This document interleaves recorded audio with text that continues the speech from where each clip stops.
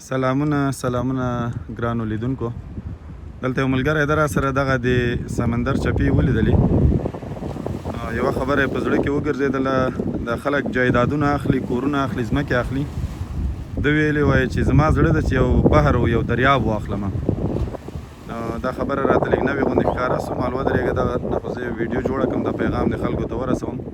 خبره مې کوټ کړه، مقصد خبره د ما نه ده، د ما دا ملګري وکړه او دی غواړي چې دغه ډول یو لوی دریاب واخلي او دا اوبه د ده په اختیار کې اوسېږي. دا چې په دې دریاب به بیا دی څه کوي څه به نه کوي، خلکو ته به جای جوړوي چې پکې ولمبېږي، او که دغسې شوقي به پکې کشتۍ چلوي، را چلوي، چکر به پکې وایي، که کومه بله پروژه پکې تطبیقوي. په دې باندې مو لا بحث نه ده کړی.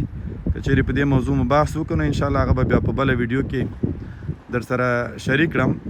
نو دا خبره تر دې را په یاد سو چې دغه په افغانستان کې ځینې خلک لګیا دي، څوک جنوبي ترکستان غواړي، څوک خراسان غواړي، څوک هزارستان غواړي، څوک پښتونستان غواړي، څوک یو څه څوک بل څه.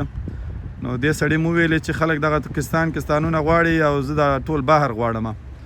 د بحر د غصب کولو یا د بحر د نیولو یا د بحر د اخیستلو موضوع اصل کې تر دې موضوع پورې راپورته سوه.